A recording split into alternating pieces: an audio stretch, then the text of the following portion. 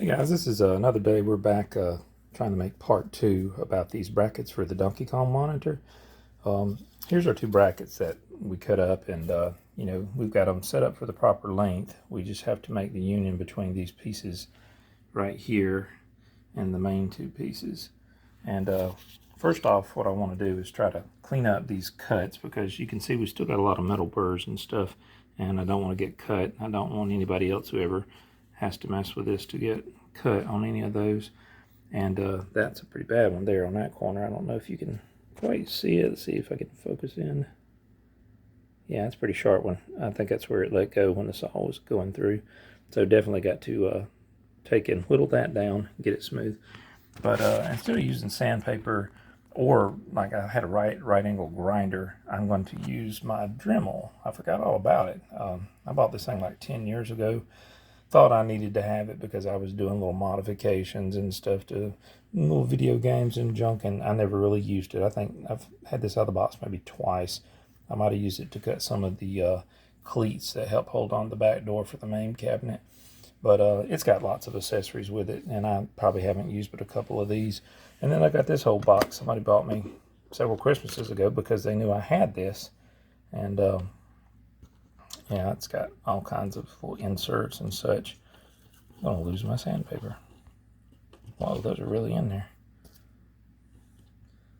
But most likely, I will use some of those little grinding stones that are right there in the back, the blue ones. Let's see if I can get this back in the hole. I'm getting old, people. I can't see. Okay, there we go. But more than likely, I'll use some of these. I might come back. These are little kind of rubberized cylinders, and you can push those up into the mandrel or the chuck of the Dremel tool here, and that's exactly what it'll look like once you put one of those sandpaper columns around it. So like we could use these right here, or some of the really small ones, and clean up the edges, get all those burrs off there, and smooth it down. And I guess this one right here would be the best for the screw holes, because I want to put holes about the same size as the ones that are in there from the factory to put bolts through that part, and fasten it up with some nuts and screws. So anyway, I think that will clean up the holes that we drill. That way they won't be sharp, because they're gonna, when you drill through it with a steel bit, you're gonna have some little shards and stuff that could hurt you. But once we get all that cleaned up, see if I can get this back in there and get this shut. Once we get all that cleaned up, we've got to bolt it all together. And when I had this frame, I think I only had, besides this, which I really don't know where this came from, it's just a random bolt. I think it was something I was using temporarily. I had 2 bolts like this with these nuts on them to fit on the corners of the tube. You can see those little ears that stick off on the corner of the tube. They got a lot of play in them. That's what I was talking about, to allow you to slide out back. The bracket's about 1/4 of an inch or so. But 2 wasn't going to be enough, so I needed more. And so what I did is I just took measurements and threw one of these in my pocket and went to Lowe's. And I matched up the best I could, the length of these, the thread pitch, the type of screw, and it's got washer on the inside. I got a washer to fit, and the nuts. And I think the only compromise I had to make was, I think the bolts I got were just a hair shorter, maybe a 1/4 inch shorter. But it didn't matter, because they're just putting 2 brackets together, so they don't need a whole lot of length. But I'll show you what those look like. Like this is the same screw and washer and nut that you saw in the last clip. This is the second one that I have. I've got 2 like that, and I wanted to match them up. The funny thing is, if you guys ever been to a hardware store, Ace or Lowe's or Home Depot, you might notice this sometimes. Like these are all the same brand, Hillman, right? And of course you got to take and match your screws up, thread pitches and all that kind of stuff when you're getting your nuts to match your screws and stuff, or your bolts. And isn't it funny how they'll give you 2 nuts in a package, 3 screws in a package, and 5 washers in a package. And I'm like, that was crazy. So I had to buy 2 packs of washers, so I got 10 total. I bought 5 packs of these nuts with 2 in each one, so that gave me 10. But with screws, it was either by 9 or by 12. so I bought 9. I didn't think I was going to need but about 4 or so, but I wanted some extra, and I may end up needing more since I'm going to put at least a couple in each one of those brackets when I put them back together. So it might be good I got some extras. But I just thought it was hilarious. And there's something else I noticed too. If you guys are like me, when you go, you want to make sure, like let's say you need to match these perfectly. I'm bad to take these and put them in my pocket if I'm going to match them, and I'll just in the store I'll sit there and just pull the nut off, and I'll take the factory package and I'll just kind of discreetly poke the end of the screw through the package without breaking it enough for the screw to fall out, and then I'll just see if my nut that I brought from home will just screw up on there to make sure I'm getting my thread pitch right and everything. But I never noticed it until now, but some companies must be doing this. Let's see if I can get this to focus. Get some light here. Yeah, you can see right there underneath the P in the abbreviation for pieces, there's a little factory perforation that looks like it's made to stick the threads of the screw out. I did not do that. If you notice, okay, this is not even the same package. This is another package. Now take a look, same spot. There's a little perforation there. It's about the size of the end of the screw. And it's been made by some type of piece of machinery. And they know people do that, so they made it to where they can do that. And the thing is, it's on the taps, or it's on the nuts too. See, it's not the exact same spot, but see if I can get the light to hit it. I think you guys can see that. See the perforation? It's a little bit over beside the word light to the left. It's from the factory. And I guess even though you can't get the nut to go through there, you can stick the end of the screw that you might be comparing through the package and see if it'll screw on the nut. That way you don't completely compromise the packaging. I thought that was hilarious. And then of course they're going to turn around and change your packaging, so you have to look at your numbers or your SKU or whatever when you're buying, because I bought these and these were the last 3 packs they had, and of course they changed it to a clear packaging, and I like to never found these. They were laying in a box of something else, but if you match up your SKUs, they're exactly the same, and all the links and everything is exactly the same, the thread pitches and such. But the only difference is everything seems to match. I got the same type of nuts, if you see, exact same type. Washers, they're not silver, they're gold. No big deal. Washers are washers. I just wanted to have some to make sure they fit, so I didn't have to go hunting through my spare parts. The only difference is these screws, you may not be able to tell in the video, these screws are just a little shorter. I think these are 1/2 inch, and I think this might be 3/4. Might not be quite that long, but it probably is 3/4, and mine are 1/2. But anyway, I just want to show you those, and that's what we're going to be using. I don't think I paid much for these. Sometimes you can run into some real expenses buying this kind of stuff, but I think I got lucky, and most of these were no more than $2 a package. I'm pretty sure these were dirt cheap. But the taps and, especially the screws sometimes will run you a little bit more. But I don't think I paid too much over $10 for all these. I'll probably have some spares left over. I did measure that out, and it's not 3/4, it's 5/8. So another 1/8 and it would have been 3/4. So basically you've got a 1/2 inch and a 5/8. So this is only 1/8 inch longer. And from what I remember, and you can even see from the wear marks on that bolt, that tap ran all the way up on there for over half the length of the bolt anyway. So there's going to be plenty of length on these. And you notice I did manage to get ones that had the exact same Phillips head look to the top of them. They're almost identical. Very similar, not completely identical. We're going to go outside and see if we can't get some of these burrs off of these cuts and clean this metal up. And I'm not even going to pretend to be an expert on the types of grinding stones that are with these kits, because you got multiple types of cut-off discs and stones that come with the Dremel kit, and then the aftermarket kit that I got over here. I mean, it's got 4 different colors. You've got pink, green, kind of a blue or gray, and white. And I'm like, white? And You would think that would be for something soft, but it's actually, according to the paperwork, it's actually in the same category as the pink and blue grinding stones, which basically says that it can grind and shape welds, castings, cut or grind rivet heads, and remove rust. And pretty much, let's see, pink actually says it's for hard metals. Who would have thunk?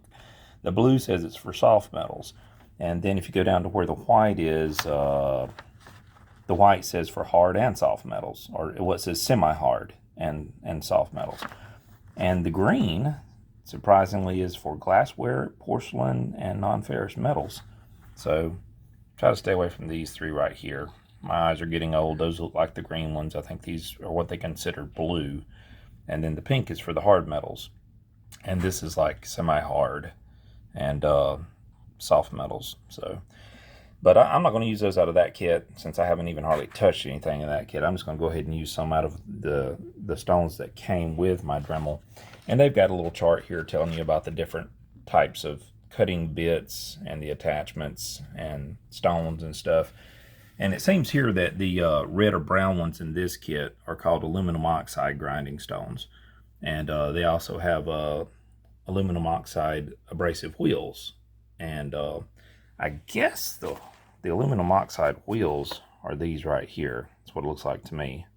They're kind of thin, but they like the same material as this, which is a bit thicker. And I think I've used this at some point. I don't know what I used it on.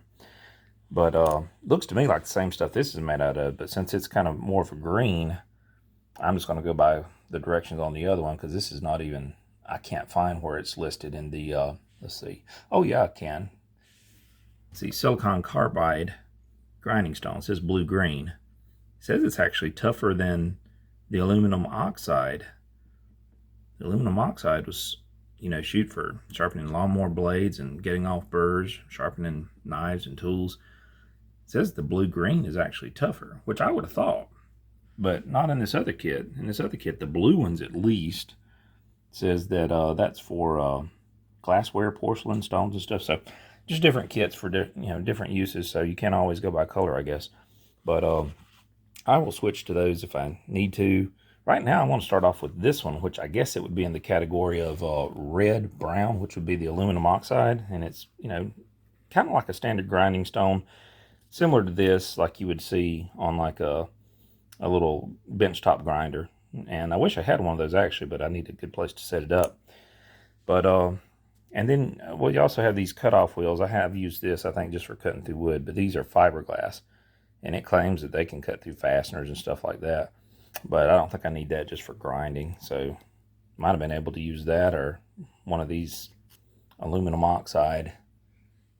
If I'm saying that right, yeah. Aluminum oxide. I'm getting mixed up between silicon carbide and aluminum oxide. Probably could have used this just to cut through the metal, cut the brackets off, but you'd have to have a steady hand to make a straight line. So we got that done. We'll just get the burrs off. So I think we'll just start up and we'll just use this. If it seems like it's ripping that stone up or the metal's too hard, which I very much doubt. I don't think that's hard metal because I can bend it. But it is steel, I believe. I know a magnet sticks to it. It's not aluminum, but you can bend it. So maybe it's an alloy. So, but let's get started on that, and I'll film a little bit of it if I can. See if I can set my phone up out there. Okay, guys, we went ahead and tried this orange or red bit out, and it works great. No problems. Get off me, bloodsucker. Mosquitoes out here. But you can tell, like, this is the part that I haven't done anything to. You can still see the jaggies. I don't know why the wood seems to get the attention of this camera. But see, it tries to focus on the wood behind there. Must be because it's got a grain on it. Let me get over here, over the ground. Maybe it'll work. There we go. But you see the jaggies that are still on that edge? Now, if I can get it to focus again, here's the other edge that I've went over with that stone. Focus. You see much smoother.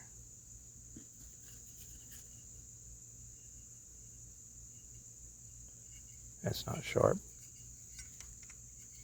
Other side sharp, I can feel it against my hand. Might grind this just a hair more, but it really did clean it up good. So we're going to stay with that stone, and I'll see if I can get some of this on camera.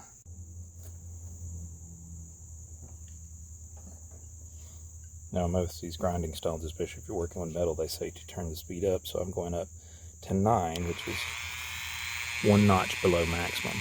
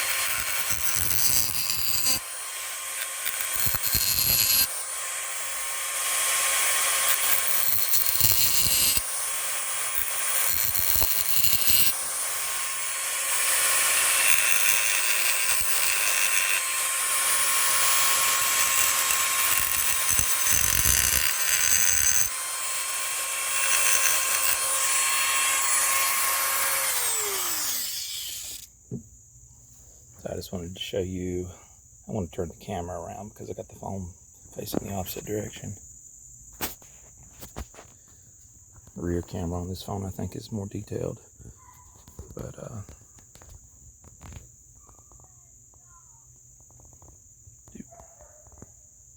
come on. Well, there you can see. Got most of the jackies off of this part. I barely touched the other side. So that's easier for you to look at. See, I didn't hardly grind this side yet. Okay, guys, we're all done with this piece. There's no sharpness at all to the ends of these. I can handle them. Feels slight bit of sharpness right in the corner there because I couldn't get the bit in really good without just tearing the paint up. But I think what I can do is on my next piece, I'll start with, there's a stone similar to that, and it came with the Dremel kit, and it says that it's actually harder and it can do even more tough metals. I want to put it in there because it has a pointed shape to the end, and I'll keep this piece of metal out here long enough to just finish in the corners, and I'll start using it to do the work because it can get in these right angles, where that one that I've got now, I mean, the only way to get in the right angles is to turn on its side, and you get what you're wanting there, but you end up running it against the side of this, and you'll take all the paint off. And like I said, I might come back and hit with this with just a little bit of spray paint just to cover the ends up and keep them from rusting. But I just don't want to take off the finish that's already on there because it's actually a pretty good finish. Are you going to do it for me? What are you doing? Don't you eat that. How about moving? How about moving? It's my wife's new cat, Simba. He's just barely bigger than kitten size. You're gonna be a pretty good cat, ain't you? As long as you don't make too big a mess. Why are you eating that? Okay, I got to work on that. I gotta work on that. And I ain't finished with that one. Anyway, we're gonna put this bit on. If you'll quit trying to get me.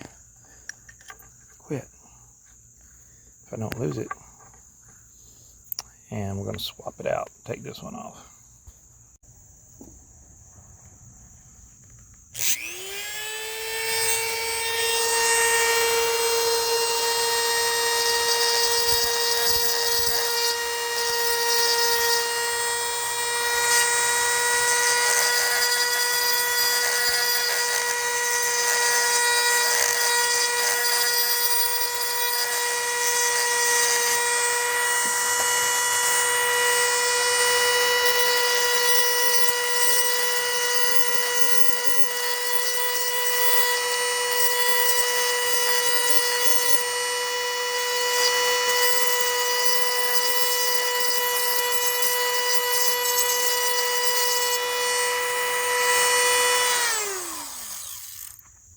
So that right there should be smoothing up those little corners, the insides. Right in there.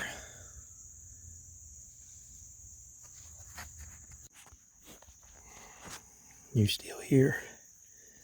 Okay, guys, this is the last one. I've done all the rest of them. And this is the last edge I've got to clean up. Ooh, that looks scary. We got to really clean up that cut. Don't want nobody getting hurt. Cat keeps grabbing it and eating it. Don't you know you're going to hurt your tongue? You better go on. I'm going to crank this thing up and you're going to get scared in a minute. He's like, I don't get scared. Watch this. See if he gets scared.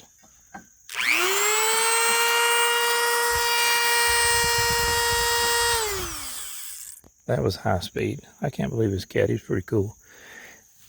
Yeah, I want you to be scared when I start up stuff. Now you need to go on. It's the last one we're going to do. I will tell you this. The book that came with the Dremel, which is where these bits come from, it claimed that this was much harder. You're going to knock it down, silly. They claimed this type of bit was much harder than this. Now you can see a little bit of wear on that. Not much. But this one wore down visibly and then it broke in half. Because it used to have like a secondary point. It was shaped like an hourglass. But I'm still using it because I do like it because it doesn't create sparks. I don't think it's as aggressive. It's like using something that's half the grit, like if we were talking about sandpaper. It's less aggressive than this. This shoots a lot of sparks. This one doesn't. But anyway, this is our last one. We're going to get it done if the cat will get out of here.